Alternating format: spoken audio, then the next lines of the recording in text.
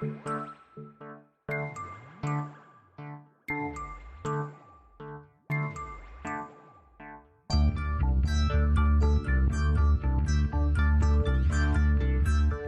is Continuum Drag, a weekly podcast where we watch sci-fi, fantasy, and everything in between.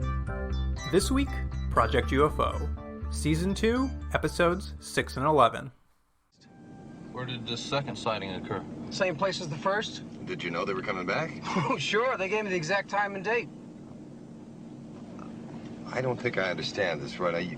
You knew exactly when they were coming back, and you didn't make any attempt to take along a witness? You didn't even bring a camera? Captain, they wanted me to come alone. Frankly, I didn't even think about bringing a camera. Why did they come back the second time?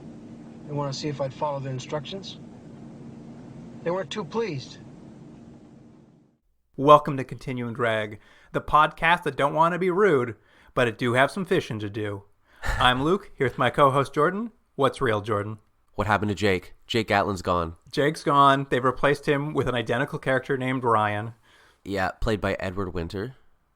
Who's Edward Winter, Jordan? I only know him from one thing, which is he played a recurring character on MASH called Colonel Flag, I think it was. Not my favorite character. Why, is that a bad character or is he a bad guy? No, he was like, the joke was just like, he's like a personification of the stupidity of the military intelligence. So he's kind of like a bumbling fool who comes in and is all bureaucratic when things don't make sense, and he's a super conspiracy theorist. The problem was, as the show got more and more serious and was tackling like actual issues, to bring him into the show I thought was so bizarre, because it'd just be like, I was like, isn't he like a season 1 character? Why is he here? Anyways, that's what I most know him for. But he's like, I'd say you're pretty accurate on that. He's just the same as the other character. These are not interesting characters by any means. Although I think they're really trying. They're trying to make Harry something. I don't know what it is though. Not interesting. I know, it's funny to switch major what's his name, Getz or whatever out, and then here's Jake Gatlin. Jake Gatlin, and then here's Captain Ryan, and just like, I'm like, well, it's the same character. He has no further personality. Yeah, it wasn't like they were like, okay, you know what? He's got a contract on a movie or something. We're gonna lose him. Let's go the opposite direction. Let's have a quirky other character, or God forbid, someone of color, or a woman, or anything other than just another bland white dude who's got, there's just nothing to pull from. I mean, he's definitely more annoyed by Fitz, maybe. Yeah, do you think so? I think so. He's very annoyed by him in these episodes, I think. Yeah. Anyways, it's pretty much the same. Although we should say we're into season 2 now, as we're bouncing around. New opening. That's right. You can't start a new season without a new opening. Yeah. What do you think? Do you like it better or worse than the last one? It's nice that they're showing off the miniatures more. It's like, it just basically, they show a bunch of miniature UFOs off and then kind of push it on the planet Earth, and it says Project U.F.O, and then title cards with face credits for everybody. Yeah. New font. I missed that. Yeah, new font, new song. And, is it a new song? Yeah, it's a little bit different. Do you like the lyrics now? Yeah, there isn't lyrics, but that would be funny if there was. Project U.F.O. Anyways, but yeah, it's they've tried to jazz it up a little bit. Unfortunately, the show is still no jazz, you know? It's free. It's not freestyle at all. It's kind of vibe numbers. Yeah, anyways, I'm jumping ahead. So, Jordan, I hear you have a game for us.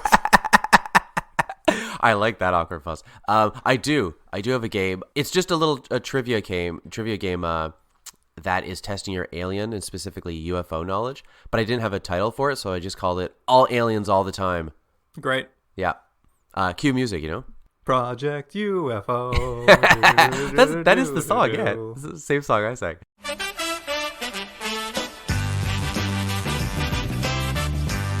So 10 questions, and it's all over the place. It's just a test to see how you do on aliens. You know how quizzes go. Yeah, I've heard of them.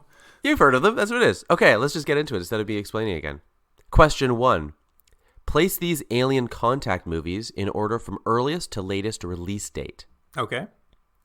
2001: A Space Odyssey, The Abyss, Cocoon, Fire in the Sky, Starman. It's going to be 2001. Mm-hmm. It's going to be Starman. Mm-hmm. It's going to be Cocoon, and then it's going to be The Abyss. And then Fire in the Sky last? Oh, right, I forgot about Fire in the Sky. Yeah, let's put Fire in the Sky last. You, my friend, are exactly correct. You got them all in a row. Look A at Space that. Odyssey, Starman, Cocoon, The Abyss, and Fire in the Sky. Good for you. 5 in a row. Question 2.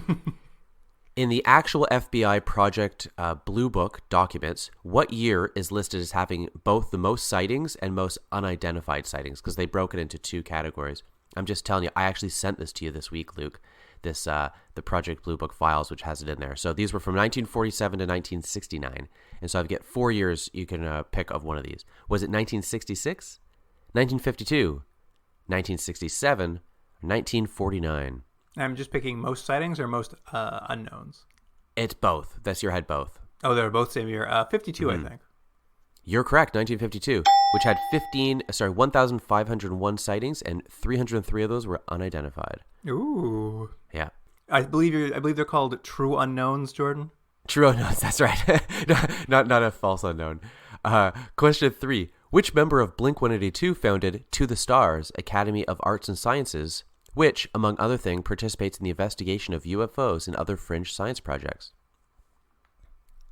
Oh, I have to know the people who are. Yeah, in what's Blink-182? the name? They're a very popular band. You're a hip guy.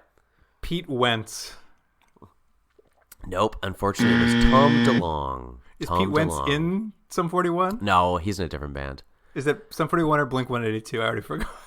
It's Blink-182, but it doesn't matter. The important thing is he's finding aliens. How's he doing? Did he find any? I think he would say he did. Oh, great. Good for him. Question 4. Match the TV show Alien with their home planet. And so, the options you have are the Solomon family from Third Rock from the Sun, Mork from Mork and Mindy, Alf from Alf, the aliens from Roswell, and the aliens from Alien Nation. So I will give you the planets now, and you have to match them. So the planet options Yeah, just are... give me one planet at a time. Okay, Tenkton. Tenkton. Yeah, Tencton. Tenkton, I believe is how it's pronounced. Tenkton. Yeah. I'm going to go with the aliens from Alien Nation. Okay. Next is, do you want me to see if you're right or not, or keep going? I don't know. It's your game. Let's keep going. The next planet is called the Oasis. The Oasis. Yeah, I know. I'm going to say Roswell. Okay. Next is Melmac. I believe that would be Mork. Mork. Okay. The next is Orc. Oh, well, that's clearly Mork. Yeah. So you want to switch that? And what's Melmac then? Maybe the Third Rock from the Sun. It doesn't sound right, but I'll know it when I hear the next one. Okay. And then the final is simply a barred spiral one more time. A bared spiral galaxy on the Cepheus Draco border. What do I have left? Right Alien now, wise. it's Alf. Oh, so let's put Elf and Tankton, and then let's send Third Rock from the Sun there. I don't remember anymore. Elf, Tankton, I don't know. Yeah, All right. Who would I have Tankton before? Tankton, you had the aliens from Alien Nation. Let's put the Alien Nation aliens there. Okay. You were actually better before you made your switches because you were originally correct. The aliens from Alien Nation are from Tankton. Oh. The aliens from Roswell are from the Oasis. Alf is actually from Melmac. Mork is from Orc. And the Solomon family are from the Spiral Galaxy on the Cepheus Draco. I thought that was the case, but I didn't know how to re-switch all them around without remembering all the names of everything. Oh, no problem. Don't worry. There's more questions, Luke. Question 5. During World War II, U.S. pilots began reporting odd balls of light or shiny metallic spheres that could fly circles around their planes. What were these UFOs called? These were the Foo Fighters, Jordan. You are correct. What's your favorite Foo Fighters song? Everlong. Why, is that your favorite Foo Fighters song? I thought you were a big fan. They're fine. They're fine. Question 6. We're just moving fast. In Arthur C. Clarke's book, Childhood's End, how long are the overlords on Earth before they reveal their physical appearance? Is it A, 100 years, B, 55 years, C, 5 years, or D, they never reveal themselves? Oh, I'm gonna say they never reveal themselves, or it's 100. Oh, it's B, 55 years. I've never read the only book, though. 55, eh? Yeah, 55 years. It's a long childhood. Yep. That's funny. Question 7. The English rock band UFO, who formed in 1968, by the way, have released how many studio albums? 14, 7, 36, or 22? Oh, good lord. I'll go 22. You are correct. They also released 14 live recordings, 16 compilation, and 1 covers album. Everyone loves UFO. Come on. What's a song that they sang? Couldn't think of one. But there's plenty of them if you want to check out. They have 22 albums. Question 8. In War of the Worlds by H.G. Wells, where do the aliens come from? Is it Venus, Neptune, Mars, or Saturn? I want to say Venus for some reason. It is unfortunately Mars. The old classic Mars. Oh, I guess they're not women. Very good. Very quick. 2 more questions. Question 9. Which U.S. president once reported seeing a UFO? Was it A, Jimmy Carter, B, Ronald Reagan, C, Bill Clinton, D, John F. Kennedy? It was Jimmy Carter. You are correct. I even have a quote from him, which is, "It was the darndest thing I ever seen. It was big, it was very bright, it changed colors, and it was about the size of the moon. We watched it for 10 minutes, but none of us could figure out what it was. One thing's for sure, I'll never make fun of people who say they've seen unidentified objects in the sky." It was crazy down at that peanut farm. Yeah. And the last question, Luke, is very specific, and I think I've told you this story before, but it's question 10. When me, Jordan, was at a bar in Rachel, Nevada, specifically it was the Little Ailey Inn near Area 51, someone came in loudly and announced that Buster, a local, had broken what? A, his nose, B, his dick, C, his ankle, D, his neck. Well, as I recall the story, I believe Buster broke his dick. He did. He broke his dick on the local prostitute. That was the story that was announced loudly to all of us there. And It was a big day down at that bar. That was a big day at the bar. It's funny. When I was there, I believe the population was 90-something, and I looked it up when I was putting this quiz together. I was like, that's amusing. Luke will remember that story. And I looked up. The population is now about 40-something. Oh, wow. And it's in Nevada, right? Like the middle of the desert?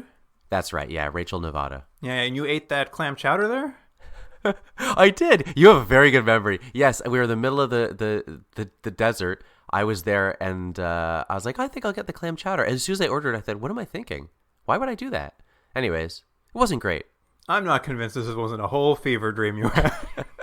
Anyways, then someone announced that Buster broke his dick. Anyways, that was the quiz. And you did all right. I didn't add up what you did, but you did pretty well. Yeah, I guess so. Yeah, why not? It's just fun. Fun to waste time. Well, now that we've wasted all the time, shall we get into this week's episodes? Yeah, let's do it. Here is the IMDb summary for episode 6, citing 4019, the Believe It or Not incident. Yeah. Captain Ryan and Staff Sergeant Fitz traveled to Utah to investigate a UFO sighting that was reported by an engineering professor on behalf of one of his graduate students. Mm-hmm. I have 2 quick things to say. One, I would say that's a very accurate overall synopsis for the show.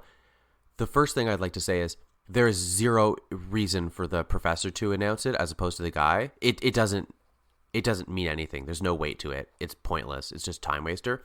And that brings me into my second point, which is of all the episodes we watched so far, this episode has about 10 minutes of actual content that's stretched out to 48 minutes. There's the shots of the ship are so long. Like, the first time they did it, I was like, this is a lot. Like, I mean, maybe they're just showing off how good the model work is. Because, again, the model work is great in the show. There's nothing you can slam on that. But the shot of the alien ship is like, you know that opening shot in Star Wars where the ship just keeps going and it's like, can you believe the magnitude of this thing? They do that for their own ship. And then they do, I don't know, I guess about 300 other shots of the ship that are also as long. And then the characters occasionally walk in and go, aliens. And that's it. That's the episode. That's what should be the synopsis. Well, that's the beginning of it. This graduate student and it's nonstop. is driving through Salt Lake City, the desert outside of it, and a very long spaceship flies over, and that means it's time for Project Blue Book to go to Salt Lake City.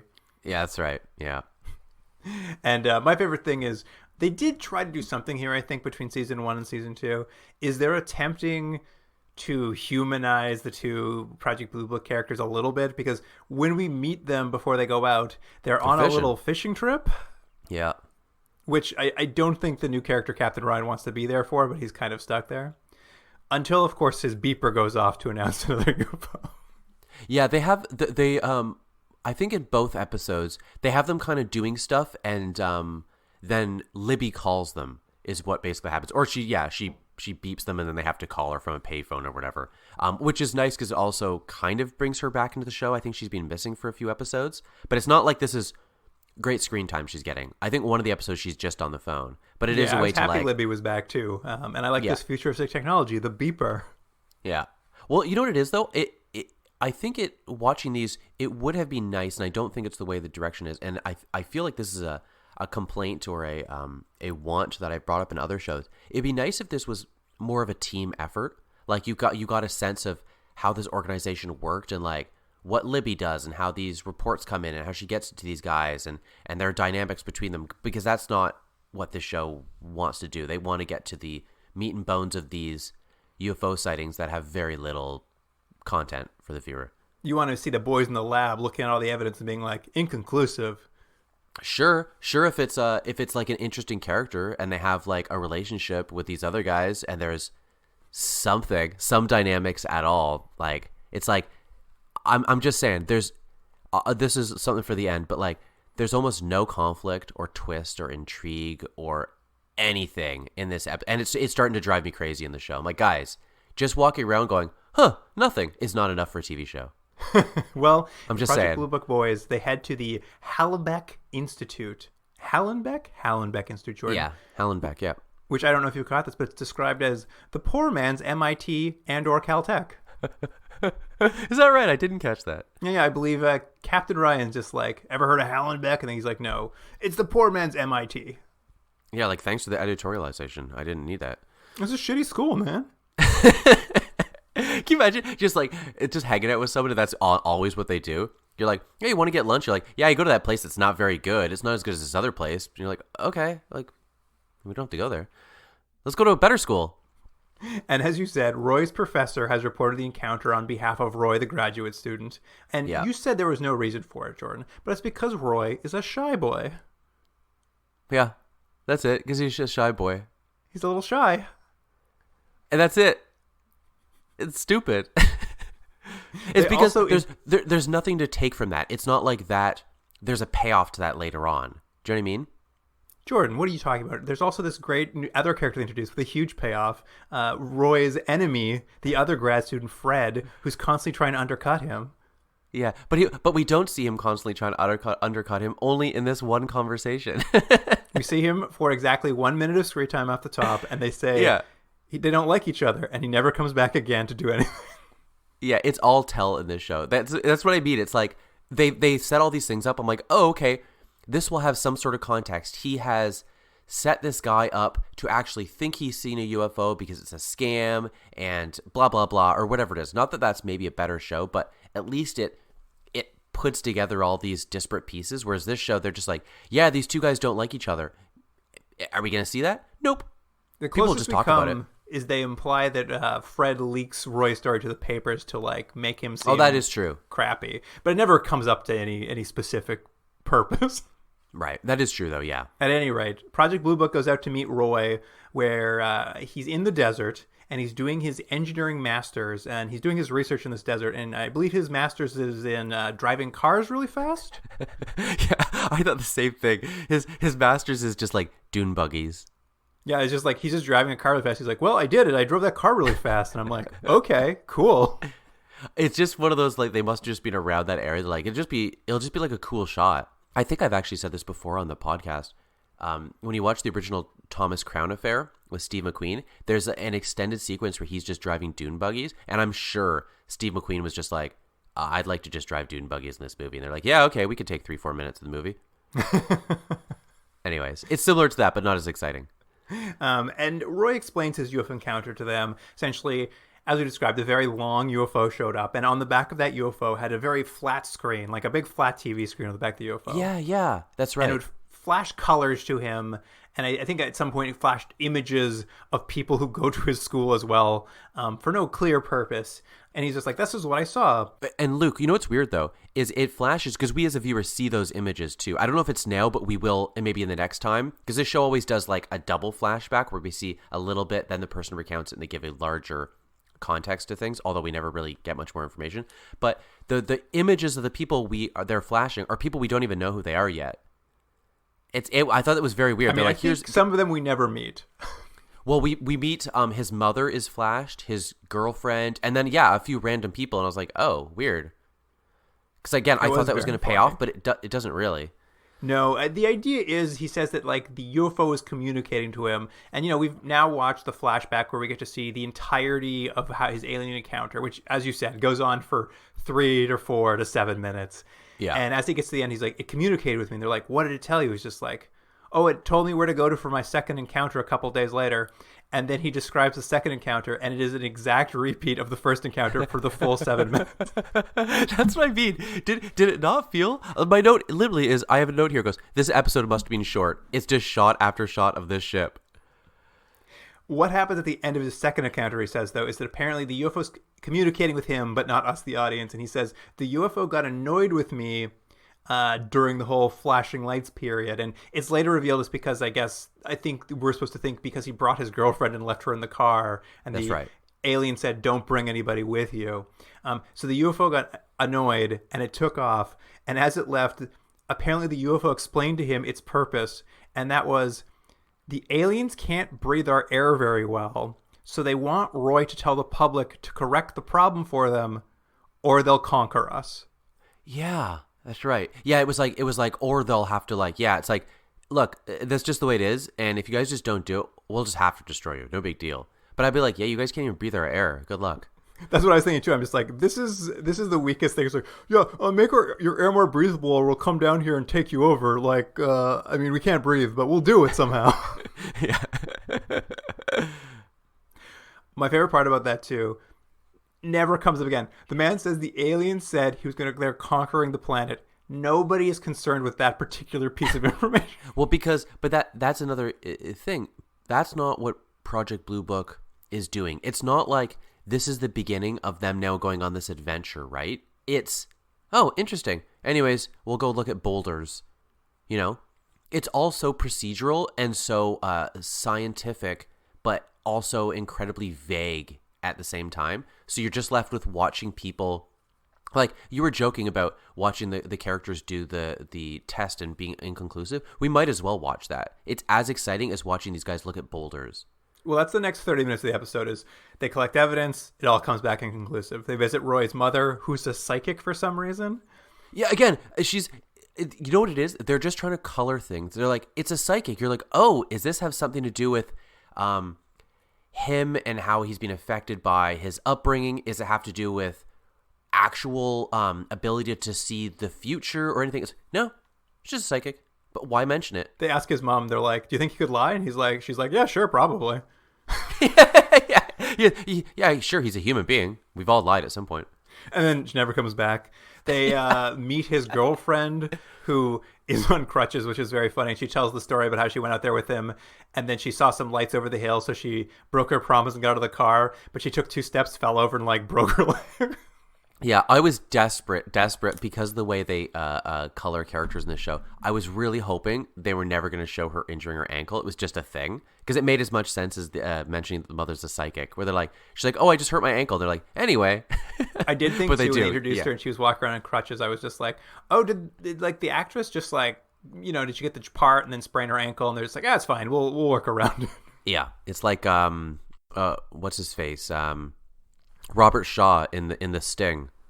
That he has a cane in that because he hurt his ankle before the movie. So that's his characterization. Is the character has a cane. Add some nice color. There you go. But they do get one thing out of the whole investigation, is that Roy apparently heard the alien craft. It was making a clicking noise, and he's managed to recreate it by, I guess he plays the gourds. Yeah, that's right. Yeah, and I have to say, I'll give the show. I know it seemed like I'm crapping all over it. I thought the ship looked great, if I do say it again, and I thought the sound was interesting. We hadn't talked about it. It's almost like a it actually sounds like just a bunch of like kind of wooden percussive instruments sort of all clicking together, like a bunch of people playing a few kind of different type of hollow sounding like wooden instruments. So it's all very percussive and clickety, and it's interesting sounding. I don't know how close this is off of Close Encounters, which obviously the big thing was those tones was in that movie. But it's an interesting concept of the sound that you're experiencing that, again, the show doesn't really go into, other than they throw in, oh yeah, this guy who I can't remember what his name is, Roy who saw the UFO. He's also into music, and he replicated it. But I love that one point where she goes, the aliens sounded like this, and she plays a recording, and one of the guys, I think it was It's Orion. Harry, is like, yeah, Harry. He's like, how did you get that recording? She's like, oh, it's not a recording. He just he's trying to replicate it as best as possible. And they're like, oh, interesting. I would have been like, well, what are you showing me? Like, I don't. That'd be like me saying to you, oh, the aliens talk to me. And you're like, what did they sound like? I'm like, they sounded like this, like aliens. You're like, okay, great, but you didn't get a recording of them, so you're just making it up. I will agree with you though. It's the thing this show does really well is the alien models are cool. The entire sound design around that spaceship was cool. It's just like, don't you wish they did something with the sound design? Don't you think there was something there about like communication? Like, that's an interesting idea. That's how they communicate to you, because language is different. Like, but they're like, yeah, they make those noises. Is there a reason? Nope. Just for twists and the turns in the episode. Yeah. At any rate, after all their research, the Project Blue Book boys, they think they have an answer, and they take Roy and they take him back to the encounter site at the same time he's been for his other encounters at 1 a.m. And when they get out there, it turns out there's a double temperature inversion here too. they have used this at least 3 times. The stupid double temperature inversion. Definitely was in the pilot. And I will say this for them, though. They kind of explained that it's at 1 a.m., a train happens to pass by about a mile away. And as it goes by, the weather inversion or whatever it is, it causes the reflections from the train to kind of reflect off the clouds above it. And then the clicking sound is obviously the sound of the train like rolling over the things. And they actually do a good job with the VFX actually showing what that looks like this time. Yeah. Whereas I think in the pilot, they just said that's what it was and never did any further like explanation. I would agree with that. Yeah, it looked pretty cool. Like, are doing VFX to show you kind of what that looks like. And it looks actually good. The VFX for like what that effect looks like are very effective. Yeah. It's almost like a little bit like an Aurora Borealis sort of thing, the way it's like sort of reflected. Maybe not as colorful, but it's that sort of thing of just like morphing images on clouds. And yeah, it looked pretty good. And, they're just like, this seems to be the most likely explanation. Of course, Roy's annoyed. He's like, I saw an alien. But that's sort of the end of his story. But as you said, during the episode, Project Blue Book got a call from Libby now that she's back on the show. I missed her. I'm glad she's back. Mm-hmm. And she says that apparently they got another report of a similar sighting in Utah.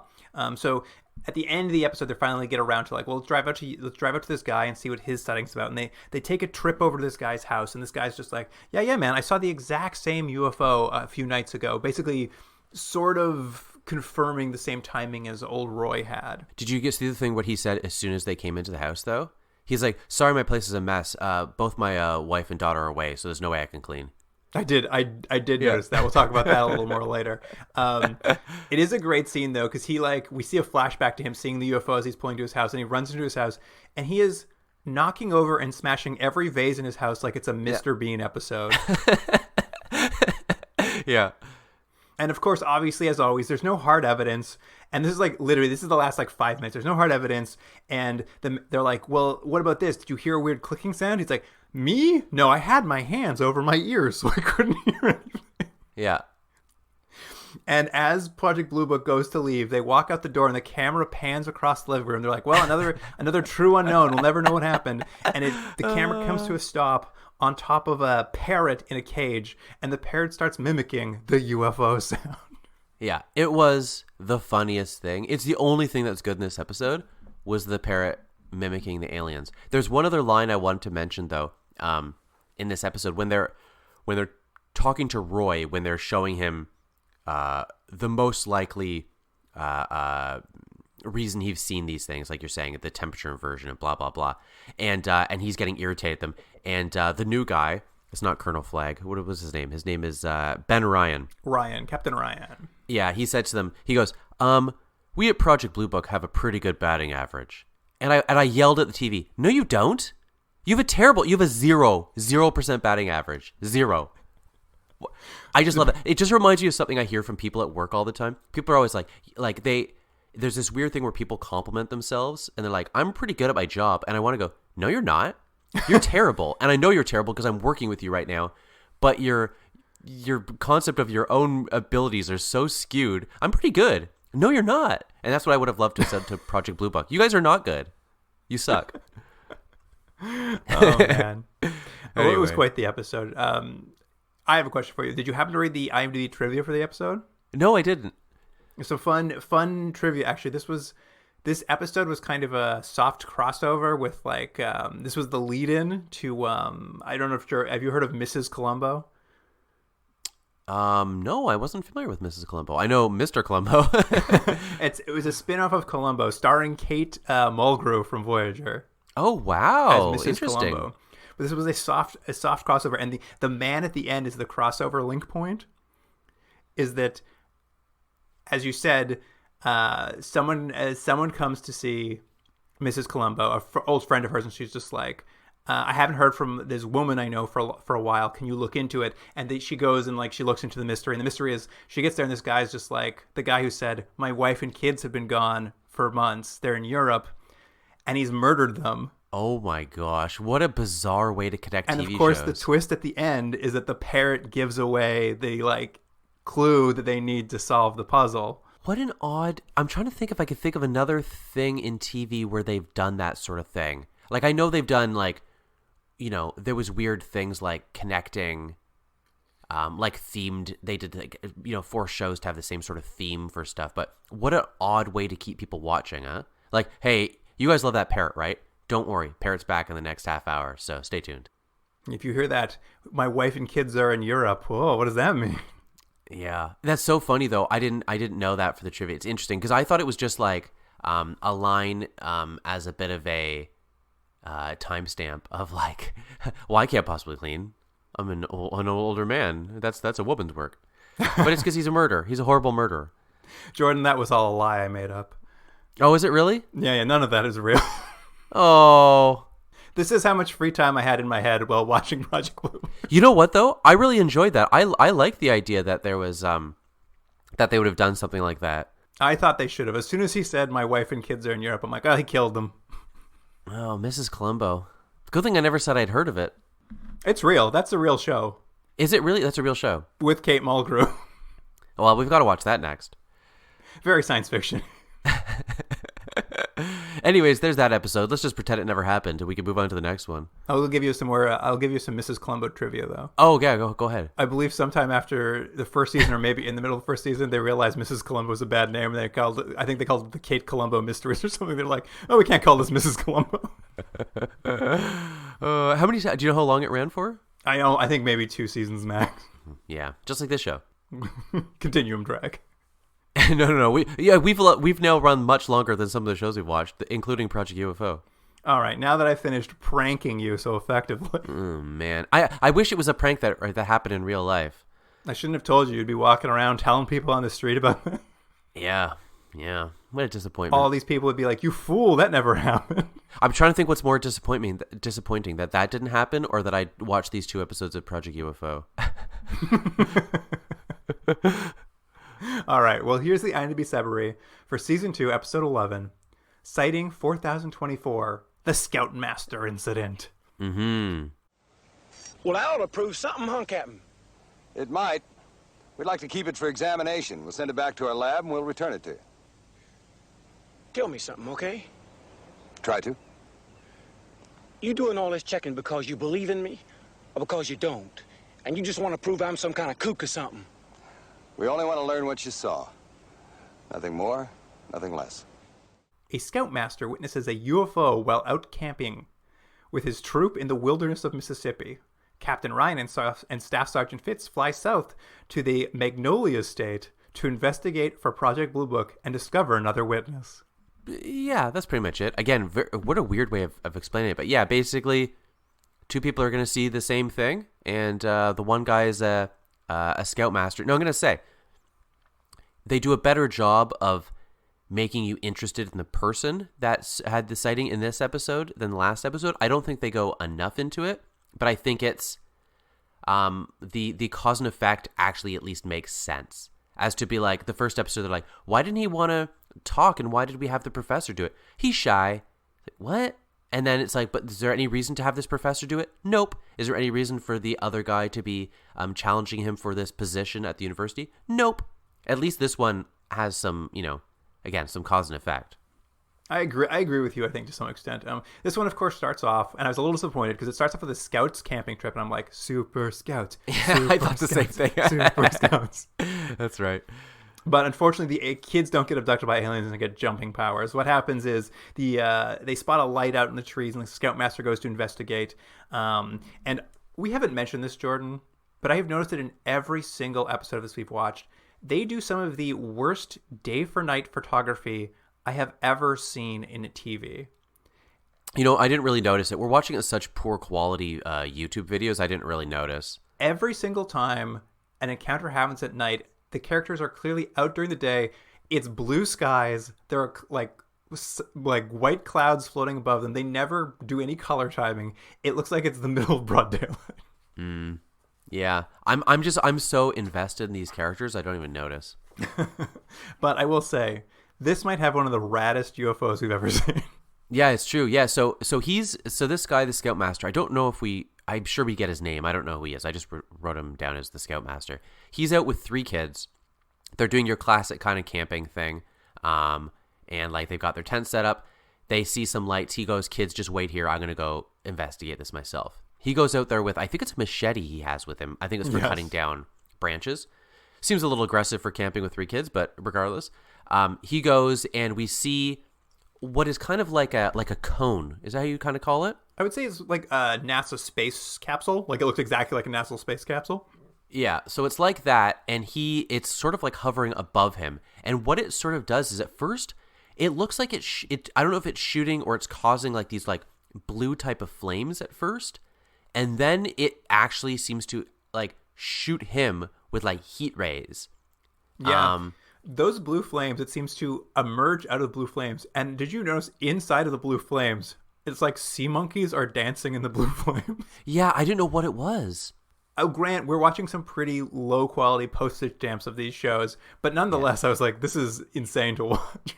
Yeah, so first you get blue flames, and then it's like, I don't know if it's now or when we get the retelling, where he's basically taking his machete and swinging at these flames or this sort of like these ray beams. Yeah, the UFO, it's like they're shooting flames. It's like they're shooting neon red flames down on him, and he's waving his machete like trying to swat them out of the air. Yeah, I like the idea of like there's a fire and you use a knife to try to fight the fire.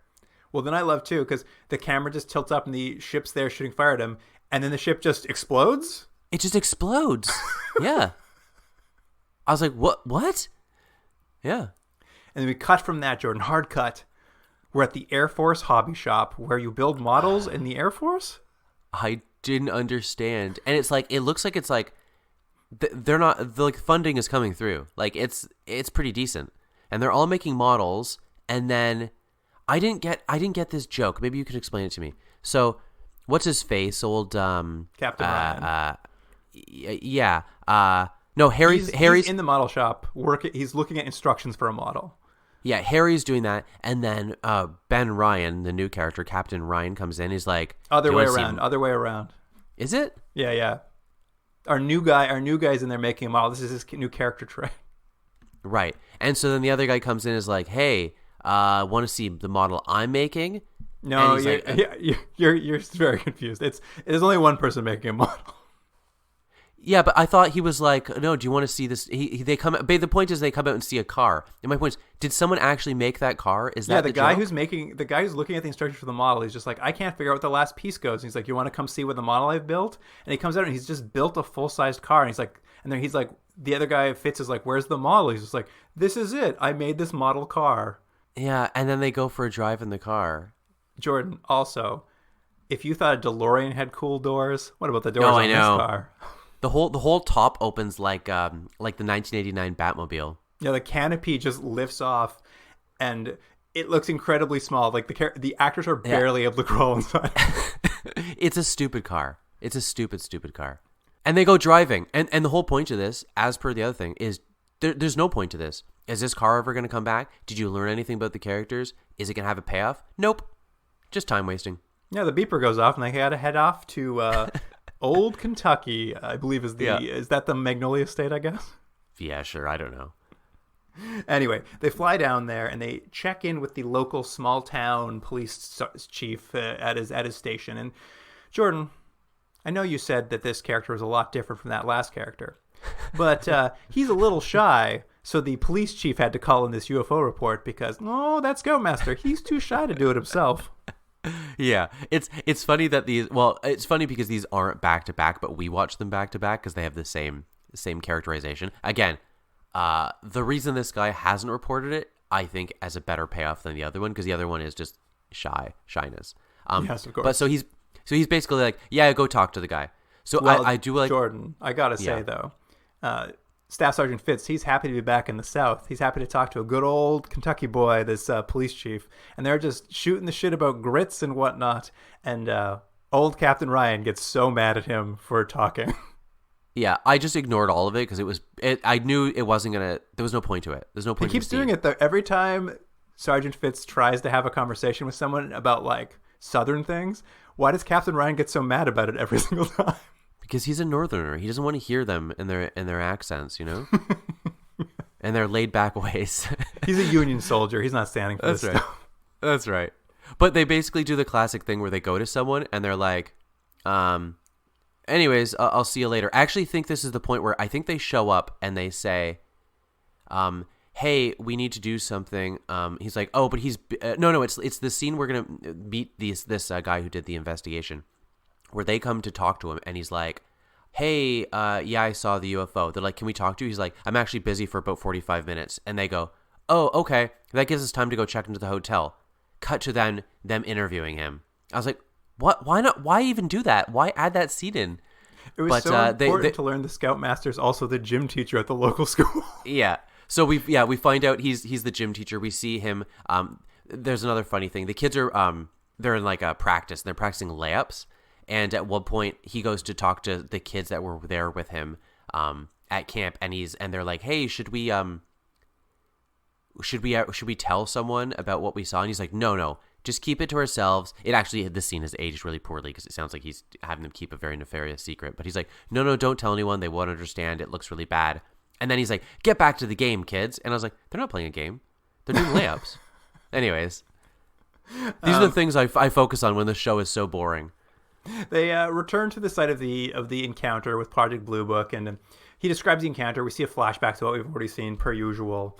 And they describe to us, because we can't really see it due to the poor picture quality, but apparently he has burns all over his face and hands from the fire that got shot down. And they are able to track down the machete he was swinging at the UFO, and it seems to have some odd magnetic readings on it. Well, Jordan, would you believe it? Those magnetic readings are inconclusive. It's every time. Never once they even give you a hint of something. You're like, oh, it's not even inconclusive. Like, this is not from our planet. Nothing. Just, it's always inconclusive. Don't even bother doing the test. I'm assuming in the lab they're not even doing the tests. Just, it's inconclusive. And they go back to playing backgammon or whatever they do. But after spending a couple hours with the Scoutmaster kind of going over the story, Scoutmaster keeps getting more and more agitated and really is not enjoying this investigation. So he sort of takes off. He's being very aggressive. And Sergeant Fitz thinks he might have figured out why, because Sergeant Fitz went down to the old newsstand and he picked up the latest issue of UFO Facts magazine. Yeah. And they basically imply that because this is the newest issue, there's a good chance he saw this and made it up because the ship on the cover looks very much like his description. Absolutely. But doesn't that seem like a bit of a leap of logic that you're like, I saw a magazine, he must have seen this, but you don't know where he went or what he's seen. He walked past the newsstand every day and that got into his brain this week. Yeah. But Jordan, boy howdy, you think that UFO on the cover is good. You got to see the UFO in the centerfold. That's good. That's pretty good. They should have had a scene like that where they took the magazine and flipped it sideways and then just whistled, At any rate, there has been some news coverage about the encounter, and there's a sort of reporter who's poking around, but nobody wants to talk to him, and he's bothering people, so he's just sort of filling up the newspaper with hearsay. But this news that's sort of getting out has attracted some of the Scoutmasters' old army buddies. Well, one in particular drops by his house to be like, "Hey, I saw you in the paper. Pretty cool. You saw a UFO." Yeah, and it was weird because what did you think of this scene? Did you think we as a viewer were supposed to think this guy was trying to get something out of him, or was it just like he actually was interested? I wasn't sure what we were supposed to get out of that. Yeah, I don't know either. I think it's not that it's nebulous. I think we're supposed to think he's a bit of a scumbag, partly because when he walks in, he's just like, "Hey, pretty cool, you saw a UFO, eh? Hey, remember when we were in Nam together and they put you in the loony bin?" Yeah. That's right. And to be fair, not very nice comment aside, this does become the thing that we find out why he doesn't want to talk to the authorities is because, as he calls it, at the time, they're calling it battle fatigue. And on a side note, I do like how that term just keeps changing. I think it used to be in World War I, it was shell shock, right? Shell shock, then it was something else, then battle fatigue. Now it's just post-traumatic stress, obviously. Yeah, they didn't want to deal with that shit. Yeah, so he basically has PTSD from being in Vietnam. I mean, fair. And so he's worried because he spent some time in a facility that people will think, as he says, they'll think he's crazy because of his past. And because of that, he'll lose his job working with kids because parents won't trust him, and his instability. Which, again, I was like, okay, this actually makes sense as opposed to shyness.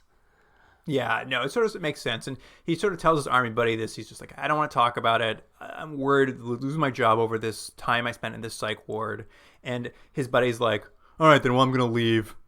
Yeah, and he just leaves. I know, it was really weird. It was it's the reason for the scene is to get this bit of information across because they don't know any other way for him to have explained it. Why he never would have said he had battle fatigue to the guys from Project Blue Book. So they're like, well, we need a scene. I don't know, his old friend shows up. He tells him, and then he leaves. We're like, okay, sure, it works. At any rate, we cut to Project Blue Book. They keep checking in at the sheriff's or at the police station because they're waiting for the inconclusive reports to come back in. And when they get there, the police chief's like, "Hey, I got this lady in my office, old Ella Primrose, and she's got some info on that UFO."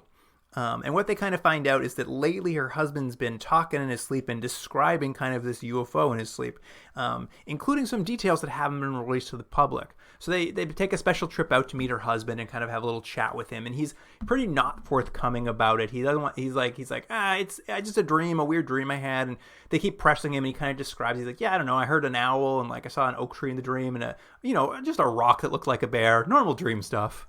Yeah. Well, and it also is.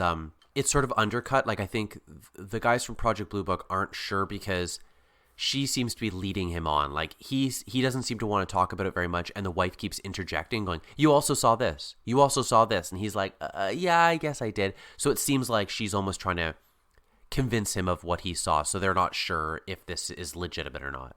Yeah, it's hard to say. The scene plays out weird because even as Project Blue Book leaves, because he kind of tells them to leave, he's got some fishing to do. As they walk out, they're like, "That was a weird encounter, right?" It's like, yeah, either he's the county's best dreamer or the county's worst liar. Yeah, I was like, okay, is that what we got out of that? Yeah, well, and then they go back to these sites and they wander around the woods until they hear an owl hooting, and they follow the owl to the bare rock and the oak tree, and they're like, this is exactly what's in his dream. And they look on the ground and they find a fishing lure, and they're like, "Got him." Yeah, I do like that though. It's just well, he said there was an owl, and the owl would be sitting by this bare rock, and they're like, "Yep." I'm like, well, it's very coincidental that the owl is there. Sure, I'll allow it. Having found this lure, they go back to the police station once more to see if their inconclusive test results have come in. And when they get there, the reporter who's been kind of trying to write a story is there talking to the police chief. And he's like, "Hey, I've got some new facts about that scoutmaster. I found out he was in a psych ward." Yeah, and so the news guy, the reporter, is portrayed as sort of in a very negative light. He's sort of almost more of a what we call it, not paparazzi, but he's writing He's not looking for a truth. He's looking for a scandalous story is what he's looking for. He just needs to fill those pages, Jordan. Whatever he's got, he's going to fill it with. Yeah, so he basically wants to besmirch this guy, as it were, to get his story filled out and to get it published. And basically the guy from Project Blue Book's like, look, don't do me a favor, don't publish it right away. Give me a day. We've seen them do this before. This is their classic strategy. Give me a day, and I'll have something huge that's gonna like change your mind. Here's the thing. I thought the same thing as you did. I was like, oh, give me a day. And what he actually says, I realized, is Captain Ryan says, give me till 10 a.m. And in my mind, I'm like, oh, 10 a.m. the next day. I actually think he means 2 hours, because he leaves and comes back within an hour span of time. I think he was like, reporter, give me 45 minutes to change your mind. Oh, I thought it was next day. You might be right. I mean, to be fair, because when they come back, they're still there in the office, so it makes sense. It was very funny to me, because I also was like, oh, this will be the next day. I'm like, I think that was like 30 minutes of real time. He's like, it'll be 2 hours, but when you take out all the traffic, I only need a few minutes. Because, yeah, they head back to the husband's house who was lying to them of the dream. And they basically confront him with the lure and are like, hey, listen, we figured it out. You know you're a liar. And he comes clean, sort of. He, like, explains he was there. He saw the UFO. He saw everything that the other guy saw. The only difference, I think, in the story is he sees the explosion, but then the UFO also flies. I think the explosion is supposed to be, like, the UFO taking off because he sees it fly away from the explosion. Yeah. But he's not going to ever commit that to paper because he's, in fact, a man who tends an illegal whiskey still in the forest, and the sheriff's been after him for years. Yeah. This seemed antiquated even for the time, but he's basically like a bootlegger. And so he doesn't want to get caught because he's been warned, so he can't possibly bring out his information, because then they'll say, why were you in the forest? I love that, though. You'd be like, I was out for a walk. Done. No, the sheriff's been on to him. They've almost got him a few times. He can't risk So anyways, he's basically like, no, I won't. He won't relent. He's like, I'm not helping you guys. And so they're like, all right. So they go back to the office of the police chief, who the reporter's still there. So I think you're right. I think it's only been a matter of minutes or hours. And the reporter's basically like, so what was this great information you had? And then and they're like, well, didn't pan out. But guess what, Luke? Just as that moment, just when it seems like all hope is lost, out comes the old bootlegger. He shows up. Can you believe it, Jordan? I can't believe it. What a twist. I know. So he comes and he's basically like, hey, I know 3 minutes ago I said I would never say anything, but I've had a change of heart. And he basically says, I saw it all as well, and blah, blah, blah. And then the reporter's like, yeah, big deal. So the guy saw it as well. And they're like, oh, wait. He has information that no one had, proving that regardless if this is inconclusive or not, he definitely wasn't lying. So thus, you shouldn't besmirch the guy. Yeah, he's like, now you won't publish the psych ward stuff? He's like, absolutely. This story is so good. So you guys will confirm this is a true unknown, right? And they're like, absolutely, true unknown. Yeah. And that's what I like about it. It's like, it doesn't prove anything. So I don't know why that strengthened the story. So like 2 people saw the same thing. I guess that's the strength of numbers, I suppose. I guess so. It is my favorite part. Is the reporter's like, so you guys are willing to say this is authentic? And they're like, absolutely. We're willing to say this is a true unknown. I'm like, that's not the same thing. Yeah. And then basically the little button to the episode is they drive out and you see in the background the stills blowing up. Well, you missed the part, the real turn, Jordan. What's that? Is that the police chief is so touched that the bootlegger would risk himself to help the scoutmaster. He's like, I'm going to get you for those stills, but I'm going to give you an hour's head start. And if I can't find no evidence of no stills, you might just get away with it. And that's right. We see Project Blue Book driving away, and in the tree line, there's just explosions of stills being blown up. Yeah, and that's it. That's the episode, which I will, before we get to our rating, I think a better episode than the last one. Yeah, fair enough. So you wanna get into it, or do you have any last notes on it? No, I think we know what this show is. I mean, let's do episode 206. Citing 4019, Believe It or Not incident? Yeah, is that what it was called? Sure. Yeah, Believe It or Not incident. Yeah. I'm trying to remember what it was about now that we finished talking about Well, that's the thing. This is, I would argue, so far our worst episode. Now, I don't know if this is indicative of the changes they've made, because I really do. All the changes there are is they've replaced one actor with a different actor. Didn't really do much.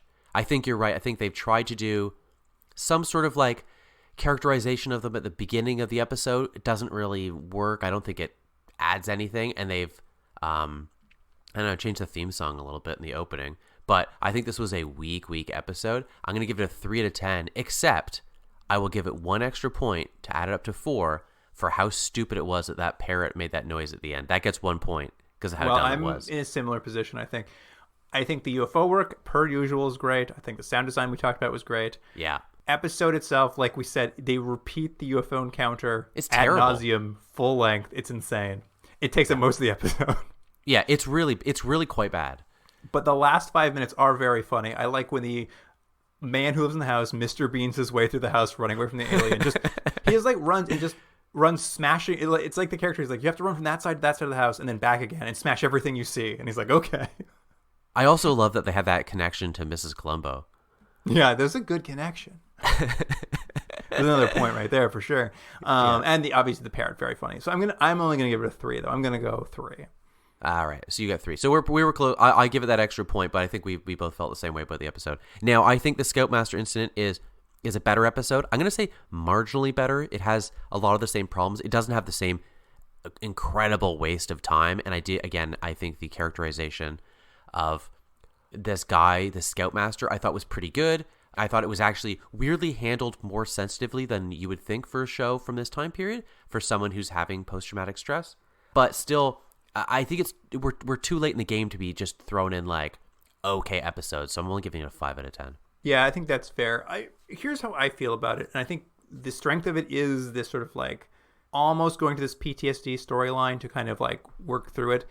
And you've said, repeatedly this episode, there's no characterization to our Project Blue Book guys. Yeah. And I think the thing that would have pushed this over and made it a more interesting, character-driven episode is that there was an opportunity for one of the Army characters, the Air Force characters from Project Blue Book, to have had some experience with PTSD, to have had something to relate to. So it would have given it some depth to the storytelling, I think. Like, You're absolutely it was the right. one time I've watched one of these episodes where I was like, oh, you guys, the writer tiptoed to the edge of what could have been an affecting storyline around this.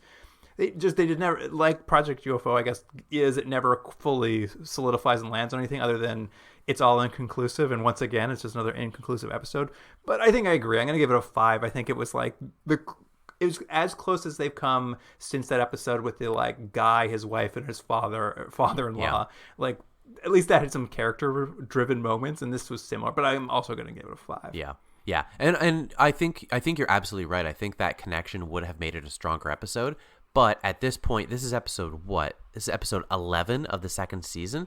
Like, here we could say it. This show is what it is, right? Like, even the very minor changes they've made from season 1 to season 2 haven't dramatically done anything. Haven't made the show a better show. It's made it a slightly adjusted show, but it's not a different show. It's not more entertaining, which I think is its biggest problem. Yeah, I mean, the beats are all the same. They discover evidence. You get some great UFO footage, some great miniature work, a whole bunch of them wandering around only to come back to you 40 minutes later and say, everything's inconclusive. And then they walk away and say, true unknown. I'm like, oh, great. That's true. That's basically what it is. I don't know if there's been an episode that wasn't a true unknown at this point. Well, you know what? And the last thing I'll kind of say is it's almost as if the show, every episode is just like an outline for a show as opposed to a script, right? Like they don't take, as you said, they don't take anything far enough, and like the characters or the storylines or the cases just don't go far enough to go, okay, why is this an episode? Like it's like they just took basic and said, oh yeah, there was a thing where a guy said the alien kind of shot fire on him. Anyways, that's all that happened. It's like, well, no, okay, that's a starting point for an episode. But like anything from there? Nope. Yeah, I know. Fair enough. But Jordan, it's a listener's want. They can make us go back and watch all these episodes we're skipping through season 2. That's true. Via bonus episodes for charity. Mm-hmm. You can find out more on the website, continuedrag.podbean.com, or on the Instagram and Twitter. There's links to it on our bios. You can click through there. But essentially, this year, you've heard this already, but you're going to hear it again. If you make a little donation to charity, we've got a list of charities on the website. We'll watch an episode of your choosing. It doesn't have to be Project U.F.O. It can be another show where we skipped episodes, like, what do we got back there in the back catalog? Oh, Automan. You always think Automan. I don't know why. We watched why. all of that. We watched all of Automan. I can't think of something. Oh, Battles. What about the Misfits of Science? Misfits of Science. Galactica 1980. We watch all of that. I think we watched all of that. I believe we also watched all of them. I can only pick shows we've watched all of. Oh, Freaky Links. At any rate, on the website too, I've got a list of all the ones we've skipped, so it'll be real easy for you to figure out. Instead of listening to me, try to guess. Jordan, guess what we didn't watch. And of course, you can email us continuumdrag@gmail.com.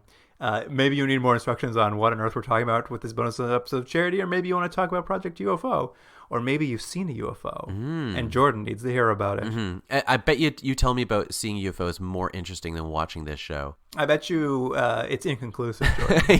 It will be inconclusive, that's correct. And of course on Instagram, Twitter, and now Facebook, you'll see clips from these episodes, lots of UFO miniatures for sure. When are we getting on TikTok, Luke? The kids love TikTok. I tried and they kicked me off. Oh, they banned my account. Oh, there you go. That answers that. I made the attempt. Did not pan out. All right. Thanks a lot, TikTok. But that about wraps up for this week. So, listener, thanks for joining us. And Jordan, see you next week. See you then.